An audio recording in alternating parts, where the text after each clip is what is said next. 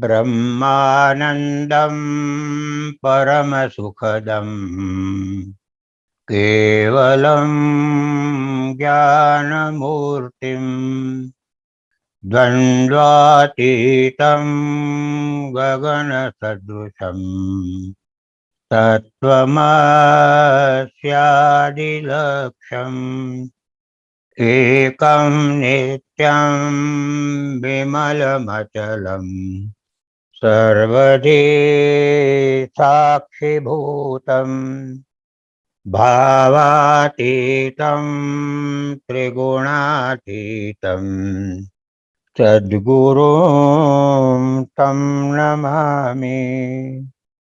भावातीतं त्रिगुणातीतं सद्गुरुं तं नमामि। लोकाभिरामं रणरङ्गधीरम् राजीवनेत्रं रघुवंशनाथम् कारुण्यरूपं करुणाकरं तं श्रीरामचन्द्रं शरणं प्रपद्ये। श्री सद्गुरुदेव भगवान की जय। श्री रामचंद्र भगवान की जय। श्री सद्गुरुदेव सन्निधि के पंचम भाग का पठन हो रहा है। आज का विषय श्री हनुमान जी के प्राकट्य के बारे में गुरुदेव बताते हैं। पवन देव के साथ अंजनी जी का गंधर्व विवाह हुआ था। अंजनी जी को शाप था कि बिना लग्न पुत्र होंगे। माता अंजनी का भी निश्चय था कि अपने से योजन भर विस्तार में भी जो कोई पुरुष आ जाए तो वह स्त्री बन जाए।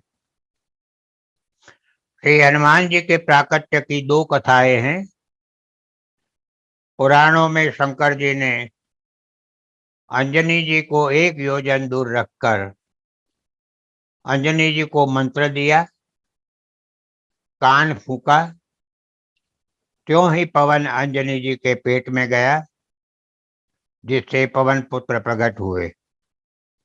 मंत्र शंकर जी का दिया हुआ था, इसलिए शंकर सुवन शंकर के पुत्र कहलाए। दूसरी कथा जो है वो इसमें गुरुदेव ने इस वक्त नहीं कही है। 21/4/64 कुछ भक्तों ने दिए फोटो पर श्री गुरुदेव ने लिखा, धीरज धर्म मित्र अरुणारी। यह आपत्ति में अपनी सफलता दर्शाते हैं। मैं तो यही चाहता हूं कि सब अपने अंदर का खजाना समझे और उपभोग करे। एक भक्त को लिख दिया, प्रभु भक्त वत्सल है। एक को लिख दिया, चित्रकूट जानकी कुंड बराबर, पर रहता हूं कब। श्रद्धा और विश्वास भीतर के खजाने की चाबी है। अपमान से क्रोध उत्पन्न होता है, पर अपमान क्यों हुआ, इसका कारण ढूंढो।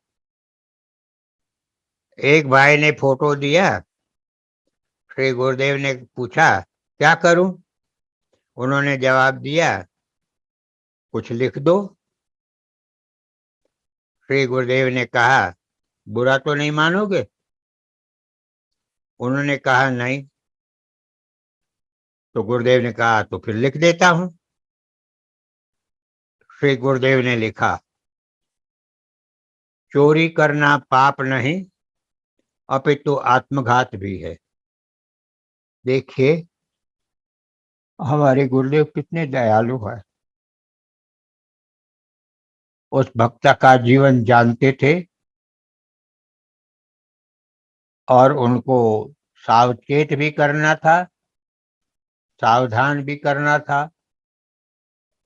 लेकिन एक मनोवैज्ञानिक क्रिया जैसे हो, फोटो देने पे पूछा क्या करूं? बोले भगवान कुछ लिख दो उपदेश। अच्छा, बुरा तो नहीं मानोगे?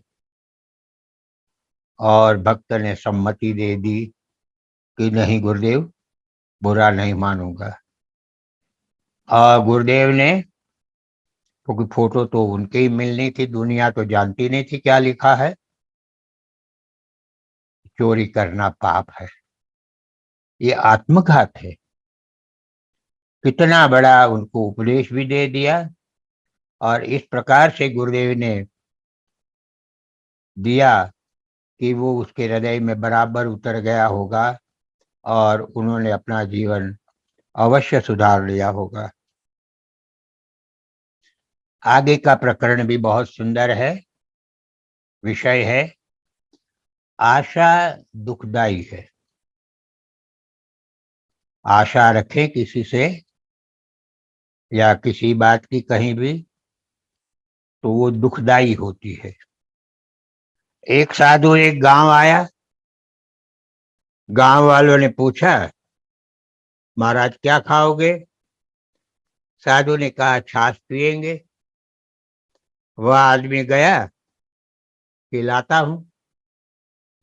साधु इंतजार करते रहे, वह नहीं आया। जो भी आता है वह यही समझते हैं, साधु समझते कि छाछ लाया है। परंतु इंतजार में रात गुजर गई। सुबह मनुष्य बाहर जंगल को जाने लगे, हाथ में लोटे ले लेके। पहले के समय में तो आशा बंधती थी कि छाछ लेकर आता है।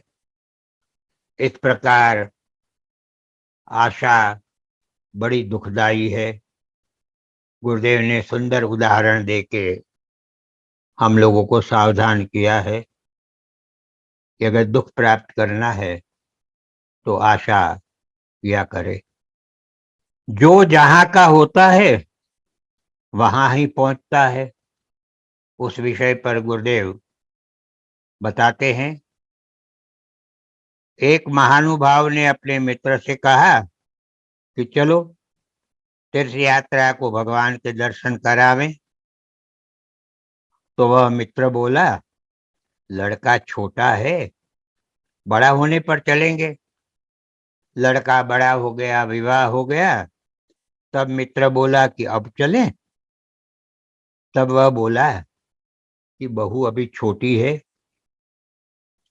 उसको गृहस्थी का ज्ञान नहीं है, किवाड़ खुले ही रहते हैं, तो उसको और घर को देखना जरूरी है। इतने में उस मनुष्य की मृत्यु हो गई। घर के प्रति के मोह ने उसने कुत्ते का जन्म लिया और वह घर को चक्कर काटता रहता था। नारद जी को पता था। नारद जी बड़े दयालु संत है। इस तरह से कई अपने घूमने में जो भी जीव आते थे उनका उद्धार करते थे। बहुत दयालु थे। वो सभी जगह आ जा पाते थे, उनको वरदान था। वो कहीं स्थिर तो रहते नहीं थे और दुखी जीवों का कल्याण करते रहते थे। तो नारद जी को पता था। तो नारद जी ने भगवान से कह के कुत्ते की योनि छुड़ा दी। किंतु फिर उसने नाली के कीड़े का जन्म लिया। गंदे पानी की नाली, गटर, उसके कीड़े का जन्म लिया। फिर नारद जी ने भगवान से कहा। तब भगवान ने फरमाया कि जो जहां का होता है वह वहां ही पहुंचता है। इस दृष्टांत के मार्फत पूज्य गुरुदेव ने हम सबको बहुत बड़ा अर्थ गंभीर इशारा भी किया, संकेत दिया है कि हमारी वृत्तियां, हमारे मन को हम फेरते रहे, सुधारते रहे, नहीं तो हमारे भी वही हाल होंगे। सर्व का त्याग कर भजन करना जीव का पुरुषार्थ है। मनुष्य को जीवन मिला है तो पुरुषार्थ करने के लिए ही तो मिला है। बड़े भाग मानुष तनु पावा, सुर दुर्लभ सदग्रंथन गावा। और साधन धाम है, और साधन धाम है, साधन प्राप्त हुआ है तो फिर पुरुषार्थ करना है। और ईश्वर के भजन बिना मानव का सुखी होना असंभव है। तो पुरुषार्थ करना है। तो गुरुदेव यहाँ ये संकेत देते हैं कि ईश्वर का भजन करो। गुरुदेव कहते हैं कि मैं तीर्थ यात्रा गया, वहां कहने में आया कि एक फल छोड़ जाओ। मैंने कहा कि गूल और फल छोड़ दिया, क्योंकि उसमें बहुत ही कीड़े होते हैं, कौन खाता है। वह कहने लगा कि गूलर क्यों छोड़ते हो, फल छोड़ो। आपसे पूछता हूं कि आप जो एक फल छोड़कर जाओ, गुरुदेव फिर भक्तों को कहते हैं, ये दृष्टांत देके भक्तों को पूछते हैं कि आपसे पूछता हूं कि आप जो एक फल छोड़ के जाओ। वहां सब बैठे हैं गुरुदेव के पास, तो बोले एक फल छोड़ के जाओ, और वह एक फल क्रोध है, उसे छोड़कर जाओ, या मेरे पास छोड़ दो क्रोध को। इस प्रकार से दयालु गुरुदेव भक्तों को बहुत बढ़िया संकेत दृष्टांत के मार्फत दे रहे हैं। 27/4/64 को फोटो पर श्री गुरुदेव ने लिखा, सत्याग्रह सदैव शुभ है। सत्याग्रह हठाग्रह में न बदले और सत्य का आग्रह रहे ही रहे तो जरूर वो सदैव शुभ रहता है। जो हरि कर से ते मम हितना। एक गुजरात के भक्त कवि ने ये भजन लिखा था, डाकोर के पास के गांव के थे वो। तो गुरुदेव अक्सर अपने प्रवचन में उनकी ये पंक्ति, पूरी पंक्ति मैं बोल के बताता हूं। जे हरि कर से ते मम हितनु, ए निश्चय बदलाय नहीं। हूँ हरिनो हरि छे मम रक्षक, ए भरोसो जाय नहीं। मैं हिंदी में इसका अनुवाद कर लेता हूँ, हालांकि आसान है। जो हरि करेंगे वो मेरे हित का ही करेंगे, ये मेरा विश्वास अटल रहे।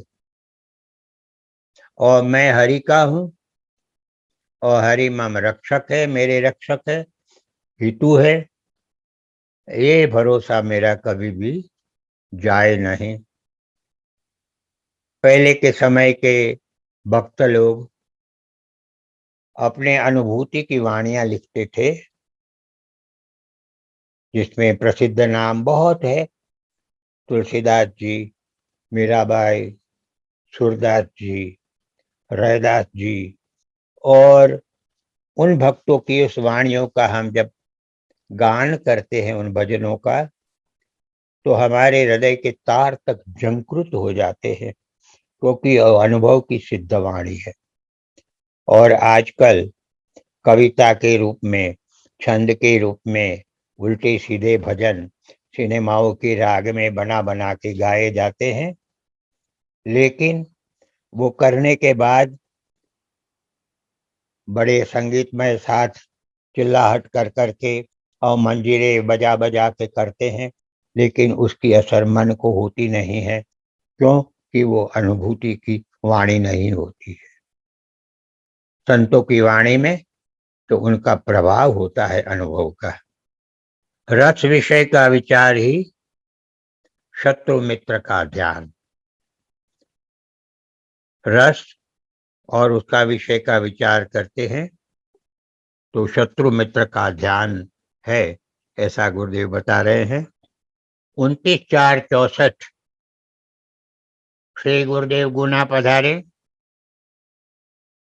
डाणू से रात्रि को मेरे भाई रमेश का बंबई से फोन मिला कि श्री गुरुदेव बोरीवली कृष्णलाल भाई के घर पर पधारे हैं, आपको कल सुबह बोरीवली बुलाई है। श्री गुरुदेव जनोई प्रसंग पर कृष्णलाल भाई के यहाँ पधारे हैं। 10/5/64 को 10 बजे मैं श्री गुरुदेव के पास बोरीवली पहुंची। शाम को ही वापस डाणू जाना था, इसलिए एक जोड़ी कपड़े बड़ी पर्स में लेकर गई थी। लेकिन श्री गुरुदेव ने कहा कि डाणू वापस भेजने को नहीं बुलाई है कमू। 12/5/64 को श्री गुरुदेव की आज्ञा अनुसार आज बोरीवली श्री गुरुदेव के दर्शन को गई। वापस डाणू न जाओ, परंतु बाबा के साथ भारत महल जाओ। बाबा उनके छोटे भाई थे, कुमुद बहन के था। इस प्रकार श्री गुरुदेव की आज्ञा हुई। अब कल सुबह फिर बोरीवली जाना है। गणेशपुरी के सिद्ध योगी श्री मुक्तानंद जी बाबा के विषय में गुरुदेव के साथ पास जब वो पधारे, वो घटना है। 13/5/64 श्री गुरुदेव बोरीवली से शाम को राममहल पधारे। 14 को राम महल में गणेशपुरी के सिद्ध योगी श्री मुक्तानंद जी बाबा श्री गुरुदेव के दर्शन सत्संग को पधारे।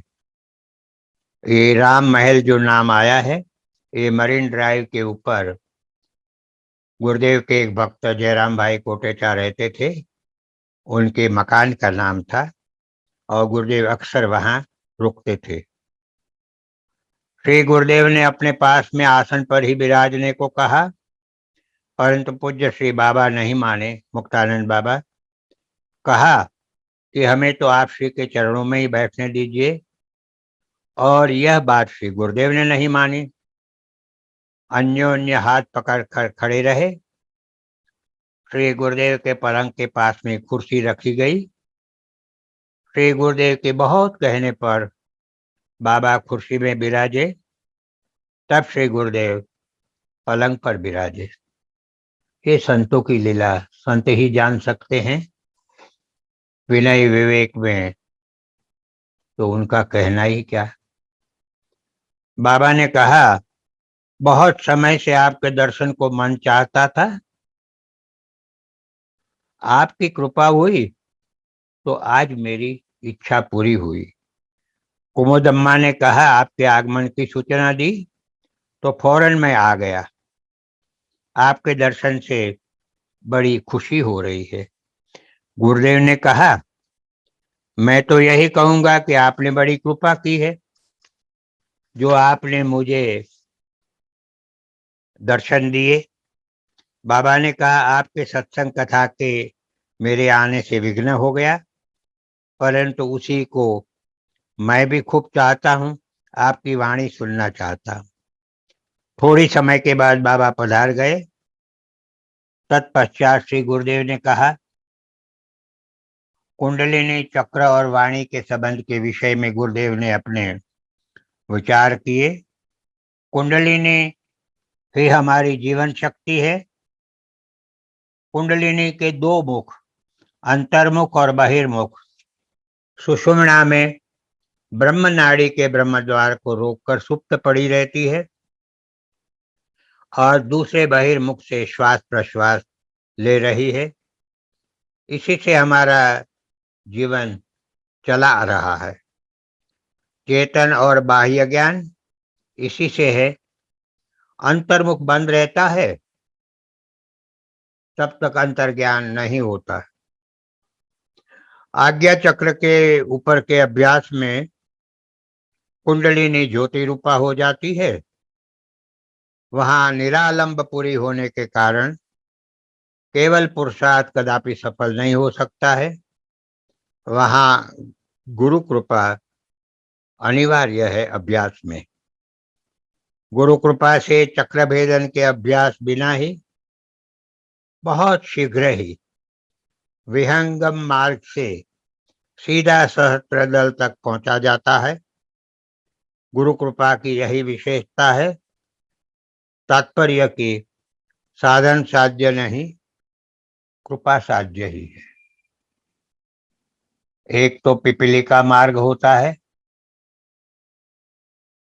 एक मीन मार्ग होता है और विहंग मार्ग एक होता है। ईश्वर को प्राप्ति करने के 3 मार्ग बताए गए हैं योग शास्त्र में।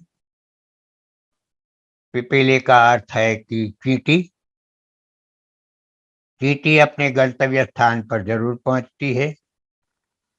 विघ्न भी बहुत आते हैं। कहीं नदी का प्रवाह है, कहीं बीच में पहाड़ आता है, तेज घनघोर वर्षा आदि भी उसको सहन करने पड़ते हैं। और इन सभी बाधाओं को धीरे धीरे धैर्यपूर्वक और दीर्घ काल तक का पुरुषार्थ करके पिपीलिका चींटी अपने गंतव्य पर पहुंचती है और कभी नहीं भी पहुंच पाती है और दोबारा फिर से दूसरे जन्म में प्रयत्न करना पड़ता।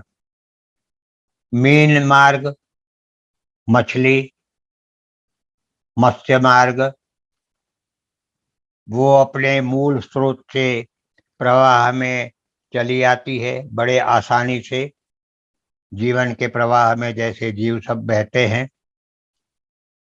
और जिस जगह से निकली है वहां उसे जाने में मछली के बहुत प्रयत्न करना पड़ता है, क्योंकि प्रवाह के सामने उल्टी दिशा में उसे जाना पड़ता है। कई विघ्न आते हैं, बड़े बड़े धोध आते हैं जो ऊपर से पानी नीचे गिरता है। वो पानी का सहारा लेके और उसके ऊपर वो वापस ऊपर पहुंचने का प्रयत्न करती है। कई बार गिरती है, कई बार फिर पुरुषार्थ करती है। ये मीन मार्ग भी बड़ा मुश्किल मार्ग है। ये साधना के मार्ग बताए हैं शास्त्रों में। तीसरा मार्ग है विहंगम मार्ग। विहंग पक्षी एक जगह से उड़ा और सीधा गंतव्य स्थान पर पहुंच जाता है। इसमें भी विघ्न तो है। तूफान आते हैं, बिजली कड़कती है, वर्षा होती है आदि आदि, ओले भी पड़ते हैं। लेकिन गुरुदेव कृपा करके साधक भक्त को विहंग मार्ग से तुरंत ही पहुंचा देते गंतव्य स्थान पर। इस विषय में ये बताया है। गुरु कृपा से चक्र भेदन के अभ्यास के बिना ही बहुत शीघ्र ही विहंग मार्ग से सीधा सहस्त्र दल तक पहुंचा जाता है। गुरु कृपा की यही विशेषता है। और गुरुदेव और अन्य संत और हमारे शास्त्र भी बताते हैं कि ईश्वर साधन साध्य है नहीं, वो तो कृपा साध्य ही है। हमारे पास है ही क्या जो वो परमात्मा अखिल ब्रह्मांड नायक उसको हम प्राप्त कर सके। हमारे पास कुछ नहीं है। गुरु कृपा हो तो हम उसे प्राप्त कर सकते। वाणी के नाद के ऊपर गुरुदेव भगवान बता रहे हैं, वैखरी यानी सुस्पष्ट प्रखर शब्द कंठ तालु मूर्धादि स्थानों को चोट पहुंचाकर अकार इत्यादि अक्षर रूप में अभिव्यक्त होता है। 4 अवस्था, जागृत, स्थूल, स्वप्न, सुषुप्ति और तुर्या, वैसे ही कुंडलिनी से उदित और विकसित नाद की भी 4 अवस्था, परा, पश्यन्ति, मध्यमा और वैखरी। वैखरी जो है वही नाद की स्थूल अवस्था है। जो सर्वसाधारण को सहज है, यह कंठ में बोली जाती है। अभी जो मैं पढ़ रहा हूँ, बोल रहा हूँ, वो वैखरी आवाज से है, जो सुनाई देता है सबको। मध्यमानाद मध्यमा वाणी का अनुभव अभ्यास में प्रगति करने वाले साधकों को होता है। उसका स्थान हृदय में, अनाहत में है, जो नाद की सूक्ष्म अवस्था है। नाद स्वादिष्ठान में स्थिति करता है, तब उसकी सुषुप्ति अवस्था यानी कारणावस्था होती है, और उसको पश्यंती कहते हैं। कुंडलिनी की ज्योतिषमयी पराशक्ति जो मूलाधार में स्थित है, सर्वशक्तिमयी है, वह परावाणी है और नाद की तुरीय अवस्था है। पश्यंती व परा सिद्ध योगियों को अनुभव में आती है। कुंडलिनी के साथ ब्रह्म नाड़ी के चक्रों में से उठते उठते नाद जब सहस्रार में जा पहुंचता है, तब वहां नाद का लय हो जाता है। कुंडलिनी शक्ति ही मूल प्रकृति, मूलाधार स्थिता है।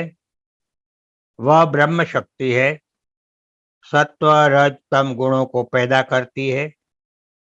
इच्छा, क्रिया और ज्ञान तीनों में वही शक्ति नामांतर व क्रियांतर भेद से सारे शरीर के चक्रों में भ्रमण करती है, और यही शक्ति जीवन शक्ति है। इसी को वश में करना यह उद्देश्य है साधना का। इस शक्ति से ही नाद उठता है। सिद्ध योगी उसी उन्नत प्राण शक्ति के द्वारा विश्व का दर्शन करता है। इसीलिए उस अवस्था के नाद को पश्यंती कहा गया है। 4 प्रकार की वाणी। मनुष्य वैखरी जीभ से बोलता है, पशु कंठ से मध्यमा, मुनि साधक संत हृदय से पश्यंती, और योगी सिद्ध नाभि से परावाणी होती है। रावण ने कभी राम नहीं कहा, परंतु अंत समय में एक ही बार राम कह दिया, और वह परावाणी से और तत्काल सायुज्य मुक्ति प्राप्त की। जासु नाम सुमिरत एक बारा, तरहि नर भव सिंधु अपारा। इस चौपाई का अर्थ लोग अलग अलग लेते हैं, बड़ा आसान सा अर्थ लेते हैं। बोले इतना जप करने की, इतना करने की क्या आवश्यकता है? जासु नाम सुमिरत एक बारा, तरहि नर भव सिंधु अपारा। बोले एक ही बार जो राम बोल दिया तो बस हो गया, पार हो गए। ऐसा इस चौपाई का अर्थ लेते हैं। शायद बहुत साल पहले मैं भी ऐसा ही लेता था, समझता था इतना करने की क्या जरूरत है, परम शक्ति राम बल है, राम नाम एक बार लिख लिया तो पार हो गए बस। लेकिन वो जो पार होना है, वो एक बार लेना है नाम, वो परावाणी से जो नाभि से उठता है। जब वहां तलक की साधना हो, तब वो नाम इतना शक्तिशाली हो जाता है, वो वाणी इतनी शक्तिशाली होती है कि उभव सिंधु से पार जीव हो जाता है। आगे में गुरुदेव बताते हैं, मेरे शिष्य होने का गौरव प्राप्त करना है तो हम लोग, जिसमें मैं भी हूं, बड़े अहंकार से, भाव से कहते हैं कि मैं तो जानकी कुंड वाले गुरुदेव का शिष्य हूं। लेकिन गुरुदेव बता रहे हैं कि मेरे शिष्य बनने का गौरव प्राप्त करना है तो कैसा जीवन जीना पड़ेगा?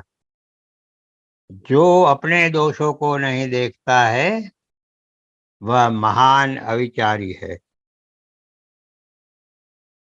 और जो दूसरों के दोषों को ही देखता है, वह दोषों की अभिवृद्धि करता है।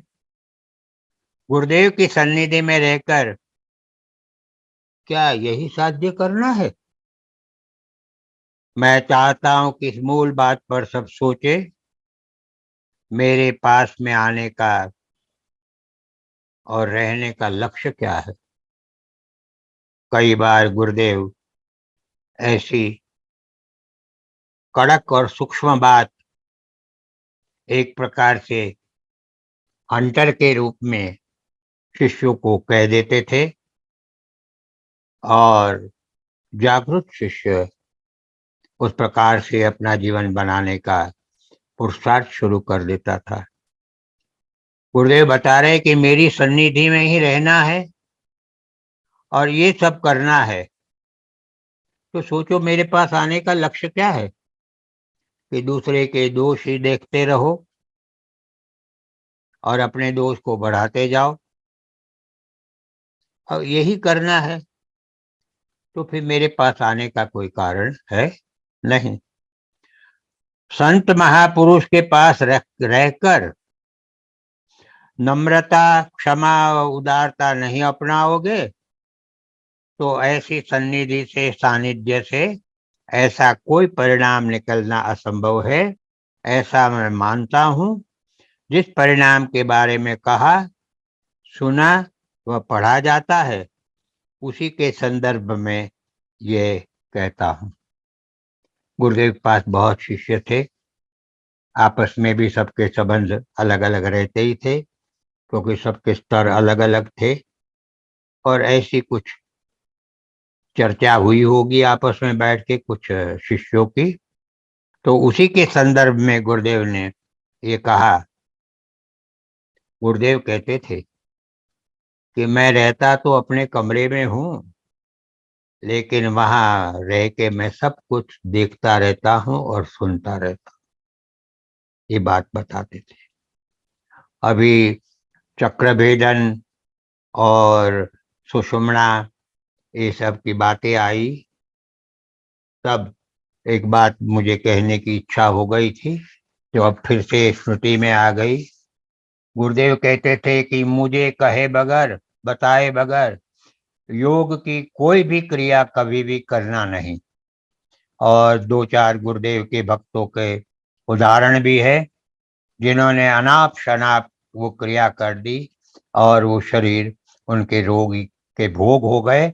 और गुरुदेव कहते थे अभी भी मुझे उनको संभालना पड़ रहा है। बोलते थे, बताते थे कि ये योग के चक्कर में मत पड़ो, आज का समय इसके अनुकूल नहीं है, बस सिर्फ राम राम करो और वो सब हो जाएगा, अपने आप ही हो जाएगा, गुरु की कृपा से सब सिद्ध हो जाएगा। संत महापुरुष के पास रहकर नम्रता, क्षमा व उदारता नहीं अपनाओगे तो ऐसी सन्निधि से ऐसा कोई परिणाम निकलना असंभव है, ऐसा मैं मानता हूं। जिस परिणाम के बारे में कहा, सुना व पढ़ा जाता है, उसी के संदर्भ में मैं ये कहता हूं। संतों के पास किस प्रकार रहना चाहिए, इस पर स्वयं अपने मन बुद्धि से सोचे समझे तो पता अवश्य पड़ेगा। मैं तो एक मोटी बात कहूंगा कि आज्ञा पालन का एक ही निश्चय रखोगे तो अपने आप उस परिणाम की ओर बढ़ते जाओगे। बस गुरुदेव की आज्ञा का पालन करते रहे। क्षमा, उदारता, सहनशीलता और त्याग तभी आधान होते हैं जब अहंकार पतला होने लगे, और इसके लिए आज्ञा पालन। यहाँ भी एक सीढ़ी बता दी कि आज्ञा पालन करें तो अहंकार पतला हो जाएगा, और तब ये जो बड़े बड़े महान गुण हैं, क्षमा, उदारता, सहनशीलता, ये सब जीवन में अपने आप ही जो आधान होते जाएंगे, उतरते जाएंगे, आचरण में आते जाएंगे। आज्ञा पालन का नियम होगा तो सन्निधि मात्र से अहम छूटता जाएगा। दीर्घकाल निकट में रहने पर भी जब इनमें से कुछ प्राप्त नहीं होवे, तब सोचना चाहिए कि हम क्यों निकट में रहते हैं। राग द्वेष झगड़ा करने को, या अपने मान बढ़ाई बढ़ाने को, या और कोई क्षेत्र नहीं मिला तो यहाँ अपना मनचाहे व्यवहार का जगत बसाने को। निकट रहने वाले परस्पर के राग द्वेष ईर्ष्या झगड़े को लेकर कष्ट पहुंचाते हैं, परंतु सेवा की बात की जाती है। तब विचार आ जाता है कि इससे बढ़कर और कोई कष्ट नहीं हो सकता और कम भाग भी नहीं हो सकता। सीधी सरल बात तो यही है कि प्रत्येक शिष्य को आत्मनिरीक्षण की प्रतिज्ञा लेनी चाहिए, औरों को नहीं, अपितु स्वयं को देखना, सुनना व कहना चाहिए। गुरुदेव कह रहे हैं, मेरे लिए सब समान है, न कोई ज्यादा प्रिय है न कोई कम प्रिय है, ऐसा हो ही नहीं सकता। देखिए गुरु का कैसा महान गुण है। कैसा भी शिष्य हो, कैसे भी शिष्य हो, गुरुदेव के लिए सब समान है, प्रिय है। मेरे में ऐसा आरोप करना नहीं। कई लोग गुरु पर आरोप कर देते हैं कि देखो उसको तो ज्यादा प्यार करते हैं, उसके साथ ज्यादा बातें करते हैं, उनको तो 4-5 चिट्ठियां लिखी, हमको तो कभी लिखते ही नहीं है। तो गुरुदेव कहते हैं गुरु के पर ऐसा आरोप करना नहीं, और यदि करोगे तो करने वाले की अपनी शुद्रता उनकी होगी जो ऐसे आरोप लगाएंगे, माने उनका क्षुद्रता हल्कापन रहेगा। मैं सबका हित व उत्कर्ष हृदय से सतत चाहता हूं। बहुत महत्व की बात है। देखिए ये तो संत की वाणी है। सतत, हर एक क्षण सबका उत्कर्ष व हित और हृदय से भगवान चाहते हैं, गुरुदेव भगवान। और इसी चाहना के अनुसंधान में तैल धारावत में रहते हुए सारी क्रिया प्रक्रिया होती रहती है। आहा, मैं फिर से बोलूं, जिनको पकड़ में ना आई हो वो पकड़ में आ जाए। मैं सबका हित व उत्कर्ष हृदय से सतत चाहता हूं, और इसी चाहना के अनुसंधान में तैल धारावत में रहते हुए सारी क्रिया प्रक्रिया होती रहती है। फिर भी जिसको जो भी दिखता हो या समझना हो, तो इसमें मेरे वश की बात नहीं। परंतु बार बार यही जरूर कहूंगा कि आत्मनिरीक्षण करो, तब तक सब गलत राह पर चलने जैसा ही है। अद्भुत है। श्री सद्गुरुदेव भगवान, आपकी जय हो, आपकी जय हो। आपका कितना कोमल स्वभाव है। गुरुदेव भगवान कह रहे हैं कि सतत तैल धारावत, तेल की धारा ऊपर से नीचे बहती है, उसमें कहीं अवरोध और विक्षेप नहीं होता है, एक सी धारा चलती रहती है। गुरुदेव कह रहे हैं उसी तरह हर एक शिष्य के हित की बात मैं सोचता रहता हूं, और उसके ऊपर जो क्रिया प्रक्रिया करनी होती है वो मैं निरंतर करता रहता हूं। याद आ गया वो दोहा, गुरु कुम्हार शिष्य घट है, घड़ी घड़ी का देखो, भीतर हाथ सहाय दे, बाहिर मारे चोट। ऐसे परम कृपालु गुरुदेव भगवान बड़े स्पष्ट शब्दों में उनके पास रहे हुए भक्तों को जो राग द्वेष वगैरह में अगर उलझे हुए हैं तो उनको सावधान करते हैं, सचेत करते हैं और क्रिया प्रक्रिया गुरुदेव करते रहते हैं शिष्य के लिए, उसके हित के लिए।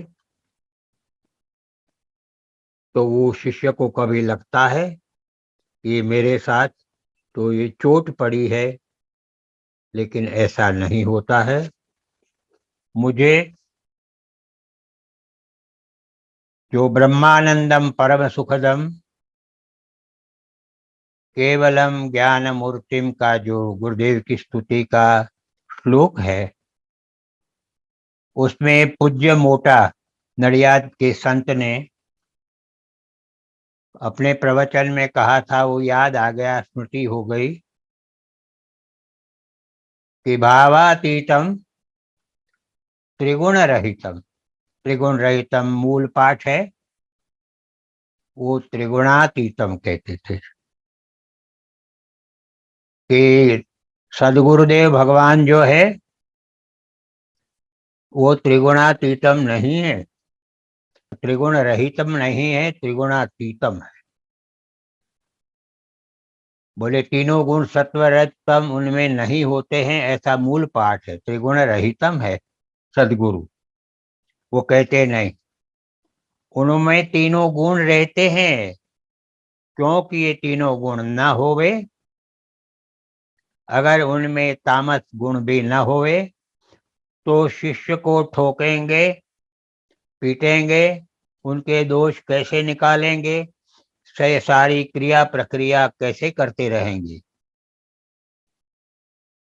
भगवान के अवतार भी जो है, पूर्णावतार भगवान श्री राम और कृष्ण के, उसमें भी भगवान ब्रह्म रूप में तो त्रिगुणातीत है, त्रिगुण रहित है, लेकिन त्रिगुणातीत भी है। वो गुण उनके पर असर नहीं करते, उनके पर है। क्योंकि ऐसा नहीं होता तो वो रावण और कंस आदि राक्षसों का नाश नहीं कर सकते। अवतार लिया है मनुष्य शरीर का, तो गुरुदेव भी जो है वो तीनों गुण धारण करते हैं, लेकिन वो गुण उनके पर हावी नहीं होते। जब आवश्यकता होती है तब गुरुदेव उस गुणों का उपयोग कर लेते हैं, वो गुण उनके पर हावी नहीं होते। और हमने देखा है गुरुदेव ने हमें कई बार डांट भी पिलाई है, कुछ कड़े शब्द भी कहे हैं हमारे हित के लिए। तो बात सिद्ध होती है कि वो त्रिगुण रहित नहीं है, आवश्यकता पड़ने पर उन गुणों का उपयोग कर लेते हैं, वो त्रिगुण अतीत है। ये बात मुझे याद आ गई। तो ये गुरुदेव हमारे पर इतने दयालु है, कृपा करते हैं कि जैसे कुम्हार घड़े को घड़ता है तो उसके दोष निकालता है। ये दोष निकालने के लिए उसको कूटना, पीटना, माटी को खोद के लाना, उसको खूंदना और गधे पे चढ़ाना, ये भी गुरुदेव करते हैं संसार में।